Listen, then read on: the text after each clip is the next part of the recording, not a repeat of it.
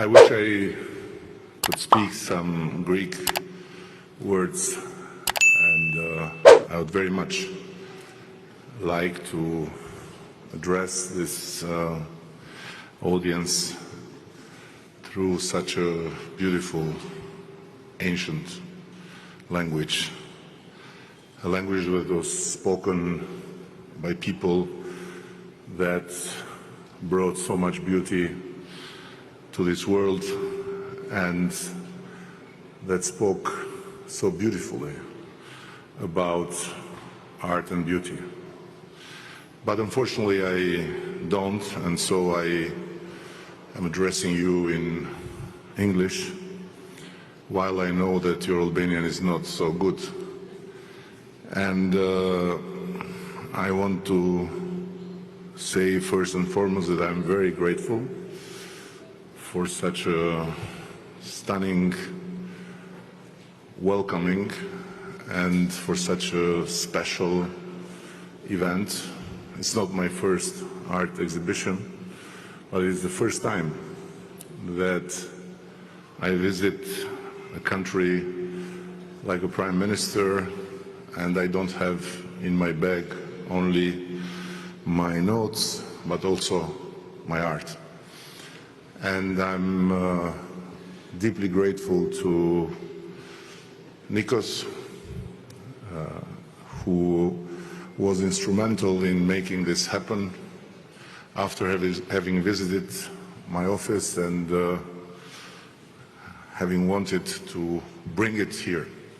So Nikos brought me here with my office, because what you will see today is a version of what my office is about.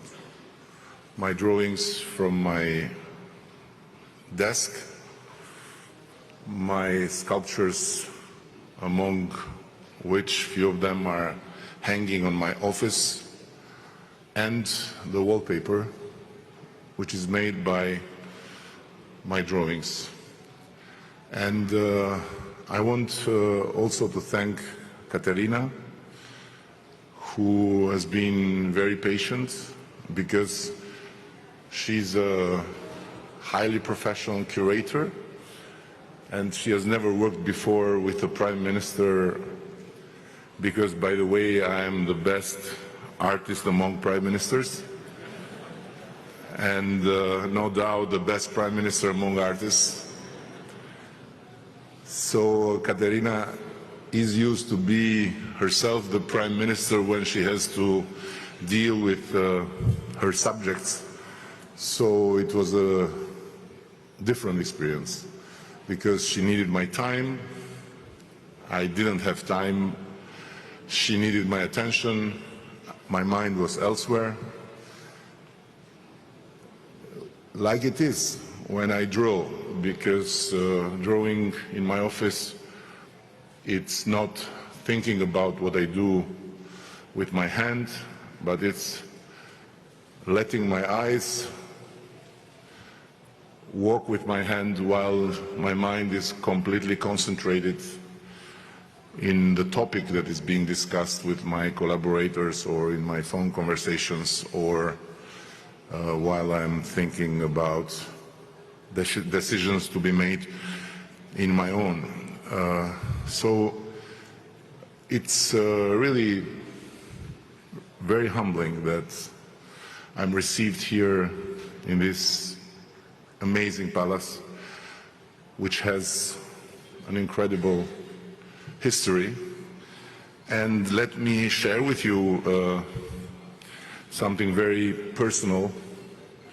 While I was in the car yesterday going towards Vuliameni, I remembered that I was getting a taxi going towards Vuliameni and back to the center of Athens in the very early days of our freedom, when the first country I visited as a free man, not as a sportsman representing a not free country, but as a free man, was Greece and Corfu. And then from Corfu, where I was hosted by some cousins of my mother. I fly to Athens, where I was hosted by some cousins of my father. And life is incredible. I would never ever imagined that I would be welcomed in this palace, that I would drive with a motorcade, and that a foreign minister would be the host. So what to say? I'm really, really thankful and grateful. And then what you'll see tonight, I hope will talk by itself. I don't want to talk about it much. I don't think art needs the artist to be translated. Art speaks by itself. And as Edouard Degas said, it's not about showing people what you see, but it's about showing people what they don't see. So everyone is free to see whatever he or she wants. My art is abstract with some memories here and there, and it's quite democratic in terms of letting everyone think and see whatever everyone wishes to. And I want also, in this occasion, to tell you that this exhibition and a lot of what I do would not have been possible without a very close, dear friend of mine who is here. His name is Edi Rama. He's an artist himself. He has a studio of ceramics, and it's him that decides the temperature of the oven, and it's him that prepares the right clay for me and the right materials for the porcelain, and it's him that takes care of the transformation of my forms in bronze, and it's him that at the end makes sure that what you'll see is hanging well, otherwise it would have been broken already. And I want also to thank another dear close friend, Alba, who is here also. She's my companion in transforming the drawings in wallpapers, in ties, in scarves, and I am sure that the future will make us do even more things in that direction, because I hope there is life beyond politics. And last but not least, I want to thank every one of you being present here for your presence, and I very much wish that you will not regret having come and spending some moments with us. And when I say us, it's very important.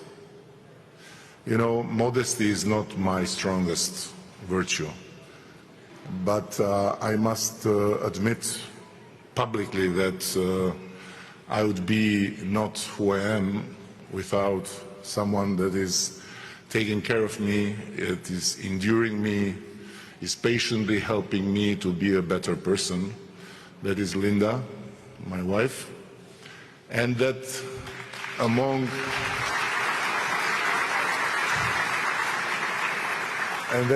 the two of us has won already by far our competition as artists, because she has created Zao, who is a masterpiece that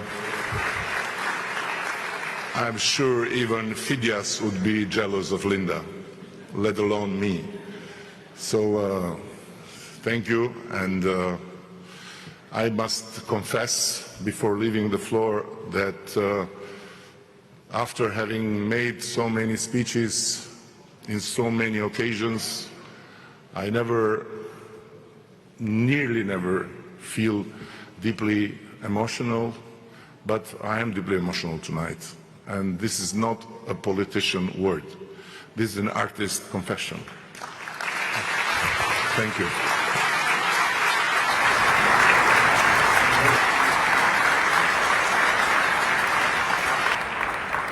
The choice of Zapion Megaron for your exhibition bears a very strong and clear symbolism. This is exactly where the Treaty of Accession to the then European Economic Community was signed back in 1979. I was a very young student of the Athens University, being somewhere there behind the columns and watching Georgios Rallis and Konstantinos Karamanlis signing right here. So, in this way, it reflects how we see Albania, a neighbor, a close friend, and allow me to say, we hope soon, a part of our common European family.